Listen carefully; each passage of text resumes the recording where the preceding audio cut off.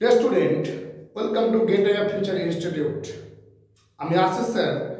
আমি তোমাদেরকে আজকে রাষ্ট্রবিজ্ঞানের বিভিন্ন বিষয় নিয়ে তোমাদের সামনে আলোচনা করব। Dear student, gateway of future ইনস্টিটিউটের পক্ষ থেকে প্রত্যেকটা ছাত্রছাত্রীকে জানাই 2025 ইংরেজি শুভ নববর্ষ বা হ্যাপি নিউ ইয়ারের শুভেচ্ছা, আন্তরিক ভালোবাসা ও অভিনন্দন। ডিয়ার স্টুডেন্ট, আশা করি তোমরা প্রত্যেকেই ভালো আছো। আগের ভিডিওগুলোই অলরেডি আমরা আলোচনা করেছি যে স্টুডেন্ট, সেখানে রাজনীতি নিয়ে পলিটিক্যাল সায়েন্সের যে গুরুত্বপূর্ণ যে কনসেপ্টগুলো রয়েছে সেগুলো নিয়ে আমরা আলোচনা করেছি।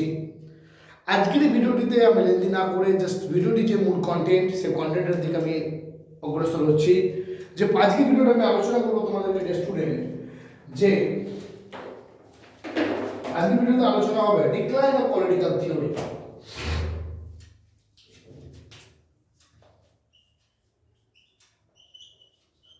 Decline of political theory. Okay, dear student. অর্থাৎ আগের ভিডিও তোমরা যদি কেউ দেখে থাকো নিশ্চয়ই তোমরা বুঝতে পারছো যে রাজনৈতিক তত্ত্ব কি বা তত্ত্ব কি অলরেডি আগের ভিডিওতে আমরা আলোচনা করেছি। ডিয়ার স্টুডেন্ট, এই ভিডিওটাতে আমি আর ওই তত্ত্ব ব্যাপারটা নিয়ে রাজনৈতিক আলোচনা করব না, একদম ডিরেক্টলি ভাবে আমি রাজনৈতিক তত্ত্বের যে ডিক্লাইনের যে কনসেপ্টটা আছে সেই বিষয়টা সম্পর্কে আলোচনা করব। জাস্ট শুরুতে একটু বলে দিই, থিওরি একটা স্টেটমেন্ট আমি তোমাদের ওখানে লিখেছিলাম, আমি এখানে লিখছি না। যে থিওরি মিনস কি? Theory means a systematic knowledge. Theory means a systematic knowledge. Das political theory means a systematic knowledge of a political phenomena. অর্থাৎ রাজনৈতিক তত্ত্ব হচ্ছে কোনো একটা রাজনৈতিক ঘটনাবলী সম্পর্কে তার যে একটা সিস্টেমেটিক নলেজ বা একটা সিস্টেমেটিক জ্ঞান, সেই সম্পর্ককে আমরা কি বলবো?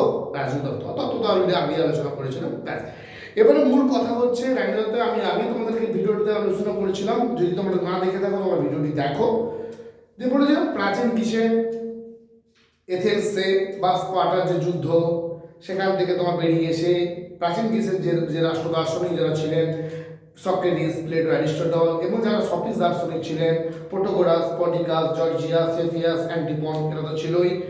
এদের সঙ্গে সঙ্গে কি হচ্ছে কি, যে ওই সময় এই পলিটিক্যাল ওই যে যুদ্ধের ফলে এথেন্স এবং স্পার্টার মধ্যে যে পেলোপনেসিয়ান যে যুদ্ধ হয়েছিল, ওই যুদ্ধের ফলে গোটা গ্রিক ব্যবস্থা জুড়ে বা যে গ্রিক যে রাষ্ট্র জুড়ে কি ছিল বা গ্রিক যে ব্যাপারটা ছিল সেই সময়টা দেখে টোটালি ভাবে কি ছিল, একটা ক্রাইসিস ভুগছিল। তাই এবার যুদ্ধ হওয়া মানে যে রাষ্ট্র জিতছে তারও ক্ষয়ক্ষতি হচ্ছে, আর যে হেরেছে তার তো ক্ষয়ক্ষতি হয়েছে। তো যাই এরকম পরিস্থিতিতে গ্রিকের সিচুয়েশনটাকে আরো বেশি রিকনস্ট্রাক্ট করার জন্য নতুন নতুন থিওরি বিল্ড আপের একটা প্রয়োজন দেখা দিয়েছিল। তো যাই হোক, সেইভাবে ধীরে ধীরে চলছে।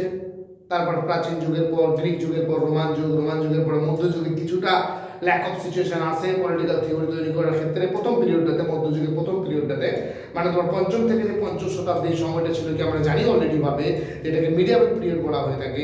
বাট মিডিয়াবল পিরিয়ডকে আমরা তিনটে ভাগে ভাগ করে থাকি। পঞ্চম থেকে একাদশ থেকে ত্রয়োদশ এবং ত্রয়োদশ থেকে পঞ্চদশ, এই টোটাল সময়সীমাটা ছিল আমাদের কি হচ্ছে কি মধ্যযুগের হচ্ছে একটা পিরিয়ড ছিল। তো ডিয়ার স্টুডেন্ট, এবার মূল বিষয় যেটা হয়ে দাঁড়াচ্ছে যে এই মধ্যযুগের ফার্স্ট পিরিয়ডটাতে কিছুটা প্রবলেম হয়েছিল থিওরি বিল্ড আপের ক্ষেত্রে। বাট সেকেন্ড স্টেজটা থেকে, মানে অ্যাকচুয়ালি 1100 পর থেকে ত্রয়োদশ, মানে অ্যাকুইনাসের সময় থেকে, অগস্টিনের সময় অতটা ছিল না, বাট অ্যাকুইনাসের পর থেকে, অ্যাকুইনাস, মার্সেলো, দান্তে আলভিরি পর, ওই সময়টাতে মধ্যযুগের থিওরি কিছুটা হলো ধীরে ধীরে কিছুটা বিল্ড আপ করতে শুরু করে। ওকে, তো এই হচ্ছে মোটামুটিভাবে গল্প চলতে থাকবে। এবং তারপর আমরা আধুনিক যুগের শুরুয়াত হচ্ছে, আমরা শুরু দেখতে পাচ্ছি যেখানে আমরা ম্যাকিয়াভেলির কথা আমরা বলতে পারি 1469 থেকে 1527 খ্রিস্টাব্দ সময়সীমা, তার দ্য প্রিন্স, তারপর হচ্ছে বুদা, তারপরে Hobbes, Locke, Rousseau, Kant, Hegel, Green, Butler, Bosanquet, তারপরে দিয়ে কার্ল মার্কস, লেনিন, স্ট্যালিন, মাও জেদং, যারা যারা রয়েছে প্রভুভাবে ছিল, এবং আরো উল্লেখযোগ্য তাত্ত্বিকরা সে সময় জন্মগ্রহণ যায় চলতে আছে। কিন্তু এখন বিষয়টা হয়ে গেছে কি, এই গল্পটা বেশ চলছিল, কিন্তু হঠাৎ করে অ্যাকচুয়ালি বলবো না, মানে অ্যাকচুয়ালি 1950s আমি লিখছি, সরি না, 1950s এই সময়টা থেকে যে রাজনৈতিক তত্ত্বের অবক্ষয় ঘটেছে, আর নতুন করে রাজনৈতিক তত্ত্ব ইমার্জ হচ্ছে না, সে পুরনোটাকে ঘষা মাজা করা হচ্ছে, এই নিয়ে একটা অভিযোগ তুলে আমাদের ডেভিড স্টোন, কি বললাম বেটা, ডেভিড স্টোন এটা অভিযোগ তুলে। এবং ওনারই লেখা একটা বই 1951 এ decline of modern political theory, আমি লিখছি সব লিখবো, চিন্তা করো না। Decline of modern political decline of modern political theory, modern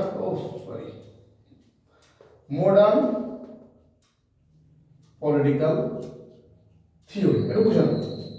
এই ডিক্লাইন অফ মডার্ন পলিটিক্যাল নামক থিওরি নামক গ্রন্থে তিনি রাজনৈতিক তত্ত্বের অবলম্বনের কথা তিনি তুলে ধরেন। ঠিক আছে, বিংশ শতাব্দীর 50 দশক, তারা বুঝতেই পারছো 1950 এই সময়ে যে রাজনৈতিক তত্ত্বের যে কতটা অবলম্বন ঘটেছে এই বিষয়ে একটা কিন্তু অভিযোগ আসতে শুরু করে, মানে মেনলি অভিযোগ, একটা অভিযোগ আসছে। এবং সেই অভিযোগটা করছে কে? একজন আচরণবাদী থিঙ্কার ডেভিড স্টোন, তিনি মূলতভাবে তিনি করছেন, এবং তার লেখা গ্রন্থের নাম decline of modern political theory. Student clear হচ্ছে ব্যাপারটা? এবার তিনি কি বলছেন, এবং তিনি তার অপর একটি বই যেটা 1953 প্রকাশিত হয়েছিল, নোট ডাউন করবে এগুলো, খুব ভেরি ইম্পর্টেন্ট মানে বুকস এবং ব্যাপার। 1953 তার একটা বই আছে পলিটিক্যাল সিস্টেম ব্যবস্থাপক দৃষ্টিভঙ্গির প্রবক্তা হিসেবে আমরা যেটাকে দৃষ্টিভঙ্গি জানি, যে তারই বই পলিটিক্যাল সিস্টেম, এবং আরও আছে an inquiry into the state of political science. আমি লিখছি, এটা পুরোটা লিখেই দিচ্ছি, an inquiry into the state of political science। ঠিক আছে, এই যে দুটি বই, এই দুটি বইয়ের মধ্যে ডেভিড স্টোন প্রথমে হাইলাইট করার চেষ্টা করছে যে আমাদের যে পলিটিক্যাল যে থিওরি রয়েছে বা রাজনৈতিক তত্ত্ব রয়েছে এর নাকি অবলম্বন করেছে। এবারে তার পেছনে বিহাইন্ড দ্য লজিক, তার তিনি অভিযোগ করলে হবে না বেটা, তিনি কি লজিক দিয়েছেন, ইয়েস অর নো? ইয়েস, যে তিনি কি যুক্তি দিচ্ছেন বা তার যে তার যে বক্তব্য বা তার বক্তব্যটা কেন সত্য বলে আমরা ধরে নেব, এই ব্যাপারটা আমাকে জানতে হবে। ওকে স্টুডেন্ট, ডেভিড স্টোন কি বলছেন যে সাবেকি রাজনৈতিক তত্ত্ব মানে 1900 সালের, অ্যাকচুয়ালি আমরা রাজনৈতিক তত্ত্বের দৃষ্টিভঙ্গিকে আমরা তিনটে দৃষ্টিভঙ্গি রয়েছে, আমি জাস্ট বলে দিচ্ছিলাম আমাদেরকে, সাবেকি দৃষ্টিভঙ্গি, আচরণবাদী দৃষ্টিভঙ্গি এবং তোমার কি আছে মার্ক্সীয় দৃষ্টিভঙ্গি। ঠিক আছে, মার্ক্স দৃষ্টিভঙ্গি ভাগ করে তোমরা বিভিন্ন বই তোমরা পাবে, তিনটে অ্যাপ্রোচ তোমরা পাবে, তোমাদের আলোচনা করব, চিন্তা নেই ভাই, আছি সাথে আছি, সময় লাগবে বাট হবে।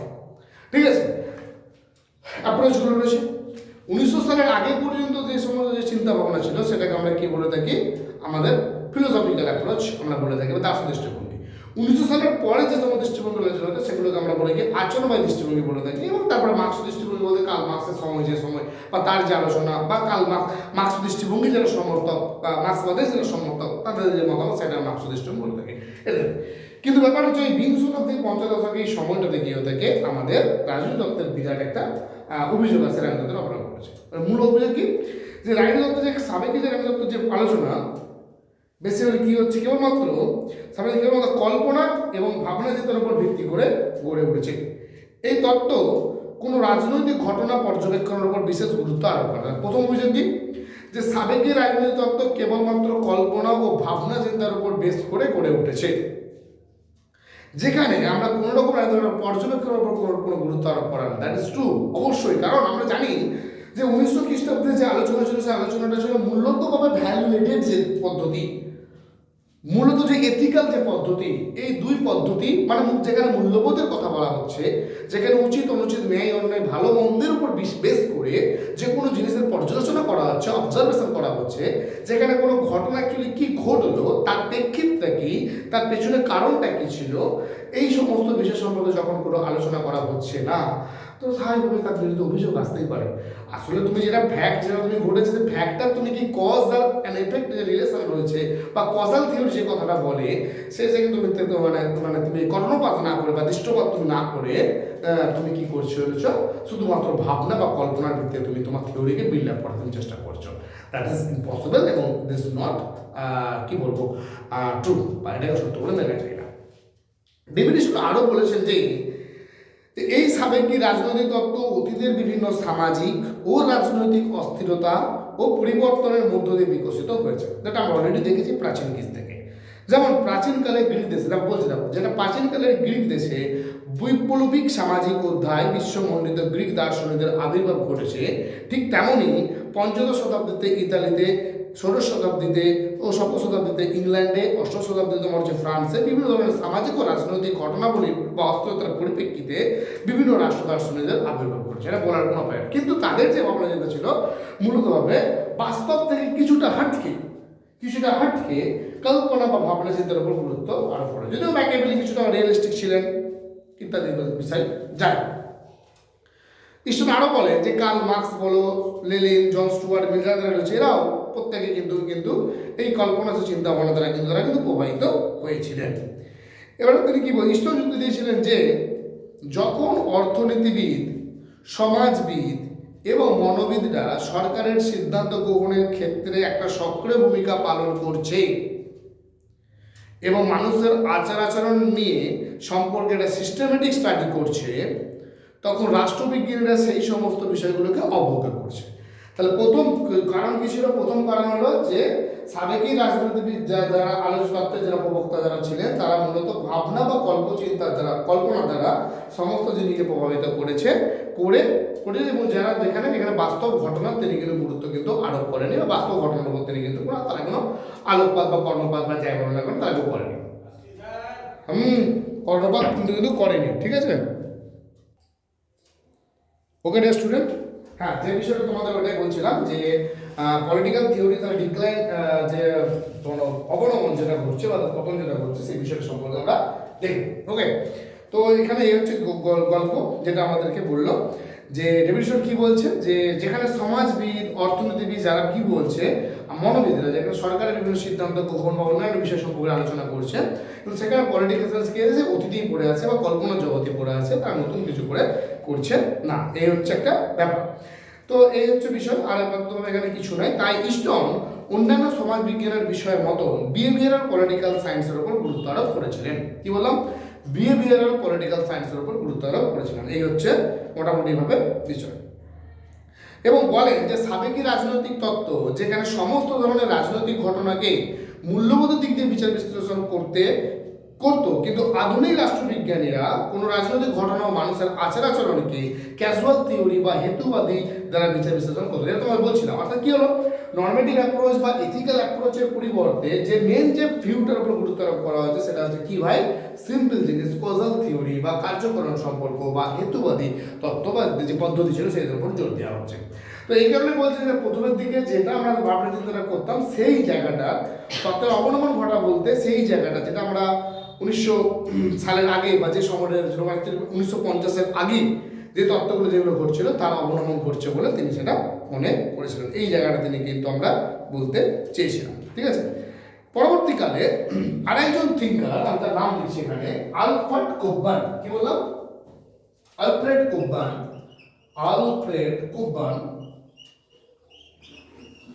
তার বইয়ের নাম হচ্ছে দ্য ডিক্লাইন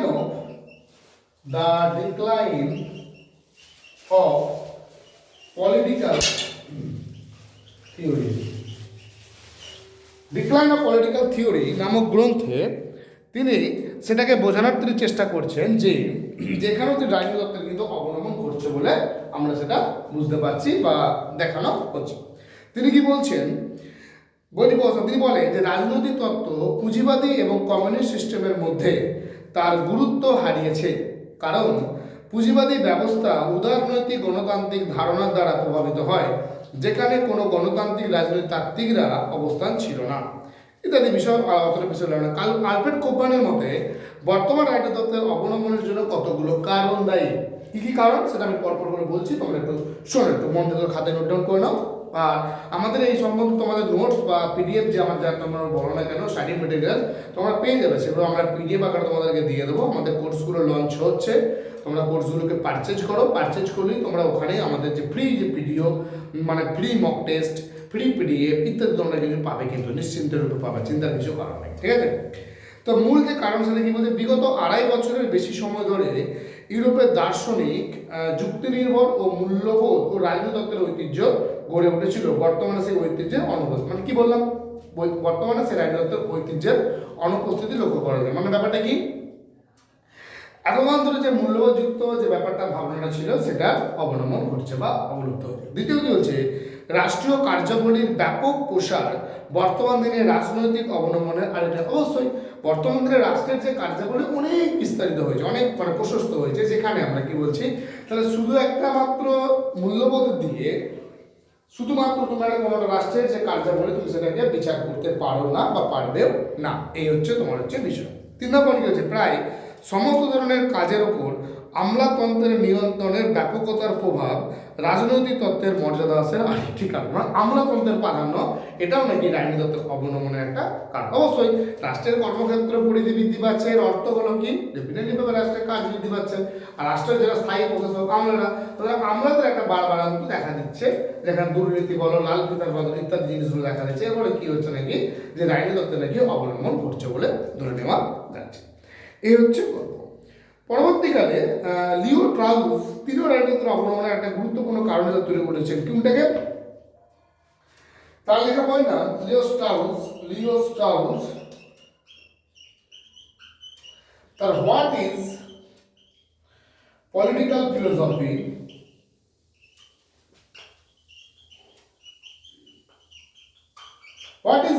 ফিলোসফি নামক গ্রন্থে নামক পেপারে তিনি রাজনীতির অবলম্বনের জন্য আরেকটি কারণকে তিনি তুলে ধরেছেন। কি আছে, যে বর্তমান দিনে আচরণবাদী, তিনি তার কারণটা কি বলছেন, এটা তো অবলম্বনে কি কারণ বলছেন তিনি বলছেন আচরণবাদী দৃষ্টিভঙ্গির প্রবক্তারা রাজনীতির আলোচনার ক্ষেত্রে বৈজ্ঞানিক দৃষ্টিভঙ্গির উপর যথেষ্ট গুরুত্ব আরোপ করে, কিন্তু অন্যদিকে রাজনীতি দর্শনের সমর্থকরা তাদের এই মতামতকে স্বীকার করে না। মানে শুধুমাত্র যে আবার বৈজ্ঞানিক দৃষ্টিভঙ্গি বা অভিজ্ঞতা দৃষ্টিভঙ্গির উপর যে আলোকপাত করা বা সেটার উপর প্রভাব বিস্তার করা, সেটা কিন্তু আবার সেটাকেও কিন্তু রাজনীতির অবলম্বনের একটা কারণ হিসেবে ধরা হচ্ছে।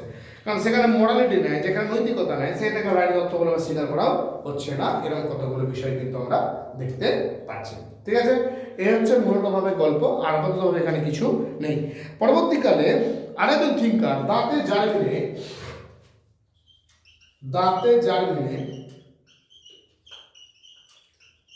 তার লেখা বই নাম আছে বিয়ন্ড আইডিওলজি।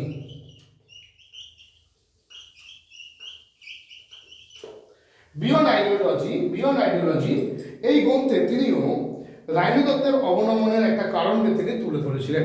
অনেকগুলো কারণ তিনি বলেছেন, তার কারণগুলো বলছি দেখো। প্রথম থেকে বলছি দেখো, দৃষ্টবাদের উদ্ভব অর্থাৎ পজিটিভিজম, অর্থাৎ অগাস্টকদের যে দৃষ্টিভঙ্গি, যে অ্যাপ্রোচ, অর্থাৎ যেখানে কি হয় প্রাকৃতিক বিজ্ঞানের কলাকৌশল বা যে পন্থা পদ্ধতি যা কিছু আছে, পরীক্ষা, পর্যবেক্ষণ, তোমার অনুসন্ধান, যা কিছু রয়েছে সেগুলোর উপর অ্যাপ্লাই করা হয়ে থাকে, সেটাকে বলা হচ্ছে দৃষ্টবাদের প্রসার। এবং বৈজ্ঞানিকতা বা অভিজ্ঞ দৃষ্টিভঙ্গির উপর গুরুত্ব আরোপ, এটা একটা বলেই দিলাম অলরেডি। কারণ একটি মতদর্শ হিসাবে মার্ক্সবাদের আবির্ভাবটা কোনো কি করা আছে দাঁতে জার্মিনে বলছেন নাকি, যে রাজনীতির অবলম্বনের আরেকটি কারণ। মতদর্শগত রূপ হিসাবে রাজনীতিত্ব হিসাবে এই মতদর্শগত রূপ হিসাবে মার্ক্সবাদ একটা গুরুত্বপূর্ণ রোল প্লে করছিল সেই সময়ের মধ্যে। এই হচ্ছে টোটাল তোমাদের কিন্তু বিষয়টি স্টুডেন্ট। ঠিক আছে, আশা করি তোমাদের জিনিসটা বুঝতে পারছো ভালো করে। ঠিক আছে, এরপরে আপাততভাবে আর সেভাবে কিছু নেই এখানটাতে মধ্যে। তারপরে আরেকজন থিঙ্কার রয়েছে, কি আছে, হারবার্ট মার্কিউস। লিখছি নামগুলো।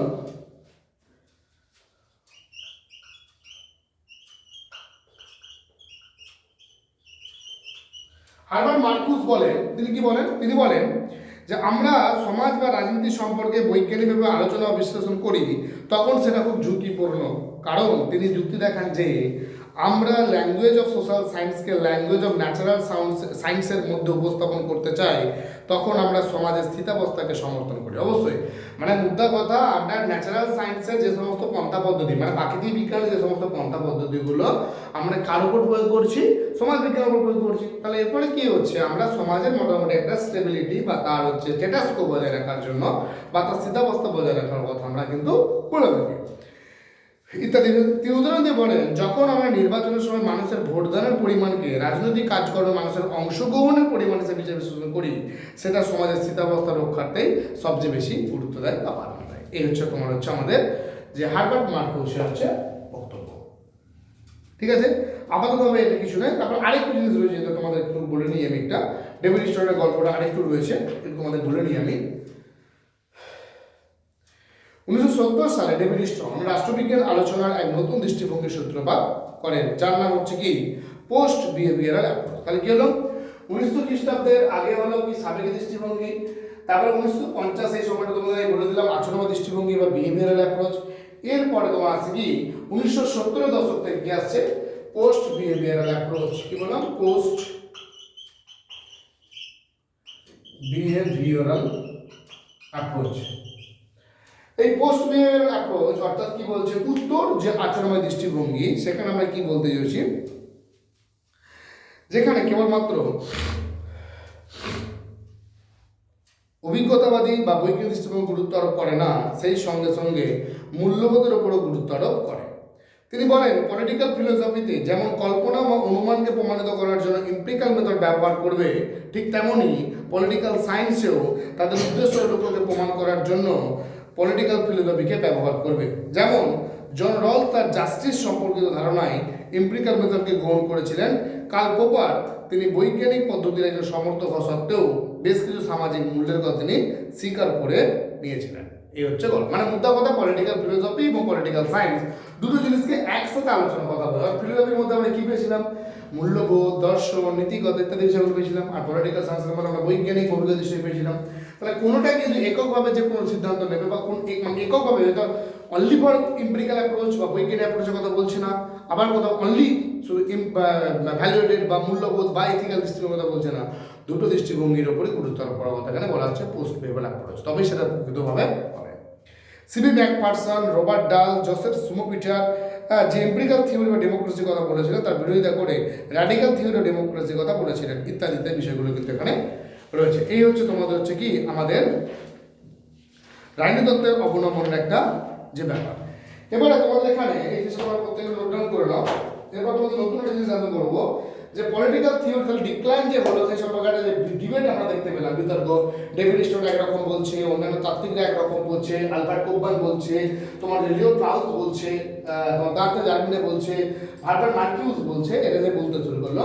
এরপরে বক্তব্য যেটা হচ্ছে সেটা হচ্ছে কি যে এইরকম সিচুয়েশনের মধ্যে বর্তমানে রাজনীতির অবস্থাটা কীরকম সেটা নিয়ে আমাদের একটু আলোচনা করতে হবে বা বিচার বিশ্লেষণ করতে হবে।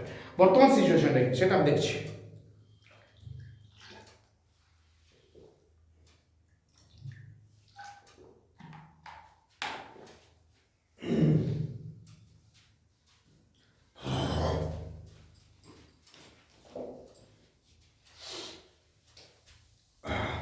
দেখো বর্তমানে রাষ্ট্রবিজ্ঞানের যে বর্তমান বা রাষ্ট্রতত্ত্বের যে বর্তমান যে সিচুয়েশন সেটা নিয়ে আলোচনা করতে গেলে আমাকে প্রথমে দুই দল রাষ্ট্রবিজ্ঞানের মতামতের আলোচনা করতে হবে। একদল বলবে অবনমন ঘটেছে, একদল বলবে অবনমন ঘটেনি, বরঞ্চ সম্ভাবনা হয়। সেটা নিয়ে কি বলছে? যারা বলছে অবনমন ঘটেছে তারা মূলত কিসের উপর গুরুত্ব আরোপ করছে? অবনমন ঘটছে তারা কে বলেছিল? ডেভিড স্টোন ছিল তাদের মধ্যে অন্যতম। এরা বলতে আছে কি যে ইতিহাস সর্বস্বতা, আশ্রয় গ্রহণ, রাজনৈতিক ঘটনাবলীর বিশ্লেষণ থেকে মূল্যবোধের নির্বাসন, বিজ্ঞান ও তত্ত্বের মধ্যে রাষ্ট্রবিজ্ঞানীদের ধারণাগত বিভ্রান্তি, আধুনিক রাষ্ট্রবিজ্ঞানের উদ্দেশ্যহীনতা এবং সেই সঙ্গে সঙ্গে রাষ্ট্রবিজ্ঞানের দৃষ্টবাদের প্রসার, আমলাতন্ত্রের গুরুত্ব বৃদ্ধি এবং মার্ক্সবাদের ইমার্জেন্স, যেটা একটু আলোচনা করলাম। এইগুলো কি ছিল আমাদের যে বর্তমান দিনের রাজনীতির অবনমনের একটা মূল কারণ। ঠিক আছে? ওকে, কোনো সমস্যা, কোনো প্রবলেম আছে যে স্টুডেন্ট? যদি কোনো তোমাদের প্রবলেম থেকে থাকে, যদি কোনো তোমরা বুঝতে না পারে থাকো, তোমরা আমাকে অবশ্যই কমেন্ট করে জানাও। আমি তোমাদের কমেন্টের উত্তর দেওয়ার চেষ্টা করবো as soon as possible. Student, আমি সবসময় তোমাদের সাথে আছি, তোমার সাথে ছিলাম এবং তোমার সাথে থাকবো নিশ্চিত রূপে। এবং গেটওয়ে ফিউচার ইনস্টিটিউটের পক্ষ থেকে তোমাদের প্রত্যেককেই আমরা সবসময় অভিনন্দন জানাই। ঠিক আছে? যা কিছু কোশ্চেন, যা কিছু প্রবলেম তোমরা করো, আমাদের কোনো প্রবলেম নেই, আমরা তোমাদের উত্তর দেওয়ার জন্য রেডি হয়ে আছি। ওকে স্টুডেন্ট, এবারে কি বিষয়? রাজনীতির অবনমনের ব্যাপারটা পেলাম, অবনমন গল্পটা এটা আছে। তাহলে এবার রাজনীতির অবনমনের পরে তাহলে একজন বললো তাদের প্রবলেম, তাহলে ইতিহাস সর্বস্বতা, দৃষ্টবাদের প্রসার, আমলাতন্ত্রের গুরুত্ববাদী, মার্ক্সবাদের উদ্ভব, ঠিক আছে, তত্ত্ব এবং বিজ্ঞানের মধ্যে একটা যে বিভ্রান্তি রাষ্ট্রবিজ্ঞানীদের মধ্যে ইত্যাদি ইত্যাদি বিষয়গুলো ছিল কি রাষ্ট্রবিজ্ঞানের অবলম্বনের একটা কারণ বা রাজনীতির অবলম্বনের একটি কারণ। যারা বলছে যে রাজনীতির অবলম্বন ঘটেনি তাদের বক্তব্য কি? বিংশ শতাব্দীর পঞ্চদশ যে আচরণবাদী রাষ্ট্রবিজ্ঞানীরা সাবেকি রাজনীতির গুরুত্বপূর্ণ প্রশ্ন তুলে তাদের রাজনৈতিক পর্যায়ে বিজ্ঞান ভিত্তিক অভিজ্ঞতা তত্ত্ব করে তোলার উপর জোর দিয়েছিলেন। অর্থাৎ যে কোনো ঘটনাকে সেন্স এক্সপিরিয়েন্সের উপর ভিত্তি করে পর্যবেক্ষণের উপর গুরুত্ব আরোপ করা হয়, সেই অভিজ্ঞ তত্ত্বের নানা ত্রুটি সাম্প্রতিক রাষ্ট্রবিজ্ঞানীদের মধ্যে আমরা লক্ষ্য করতে পারি। যাক, অন্যদিকে যারা মনে করে যে বর্তমানে রাজনীতিতে পুনর্জীবন ঘটেছে, তারা মূলত শতাব্দীর 60-এর দশকের শেষ দিকে রাষ্ট্রবিজ্ঞান অনুষ্ঠিত আচরণবাদাত্মক বিপ্লবের কথা বলেছিলেন। কেননা বিপ্লবটি মূল্যবোধযুক্ত রাজনীতির উপর অনেক বেশি গুরুত্ব আরোপ করে। অর্থাৎ যেখানে আমরা কি করতে পারি, যেখানে আচরণবাদাত্মক বিপ্লব, যেটাকে বলে পোস্ট পেপার অ্যাপ্রোচ, যেখানে কি করা হচ্ছে, যেখানে মূল্যবোধ এবং তোমার হচ্ছে বিজ্ঞান, ভৌতিক দৃষ্টিভঙ্গি বা ন্যাচারাল সায়েন্সের বক্তব্য প্রত্যেকের সম্মিলিত রূপভাবে চলেছিল। সেই জন্য আমরা বলতে পারি যে বর্তমান দিনে রাজনীতি তত্ত্বের অবনমন ঘটেছে যারা বলেছে, তারা মূলতভাবে সাবেকি রাজনীতি তত্ত্বের যে বিষয়টা সেটার উপরে গুরুত্ব আরোপ করেছিল, কিন্তু বর্তমানে তুলনামূলকভাবে রাজনীতি তত্ত্বের যে বর্তমান অবস্থা সেটাকে অবশ্যম্ভাবনা, বর্তমান সিচুয়েশন সেটাকে সম্ভাবনাময়ী বলা চলে। অর্থাৎ তার অবনমন ঘটেনি, সেটা আরও বেটার অ্যান্ড বেস্ট জায়গায় যাওয়ার জন্য যে সম্ভাবনা, যে পসিবিলিটি রয়েছে সেটার মধ্যে রয়েছে, সেটাকে জাস্ট ইমার্জ করতে হবে এবং বর্তমান দিনের আধুনিক রাষ্ট্রবিজ্ঞানীরা সেটার উপরে আলোকপাত করছে। ডিয়ার স্টুডেন্ট, আজকের ভিডিওটা এখানে শেষ হলো। আশা করি তোমাদের ভিডিওটা ভালো লেগে থাকবে। যদি কোনো প্রবলেম তোমাদের হয়ে থাকে, সেই প্রবলেমগুলো তোমরা বলবে। বাট গেটওয়ে ফিউচার ইনস্টিটিউটের পক্ষ থেকে তোমাদের প্রত্যেককে জানাই পুনরায় আবার হচ্ছে অভিনন্দন। আগামী 2 বছর তোমাদের সকলকে ভালোভাবে কাটুক, সকলে সুস্থ থেকো, ভালো থেকো এবং গেটওয়ের সঙ্গে জুড়ে থেকো। Thank you dear student.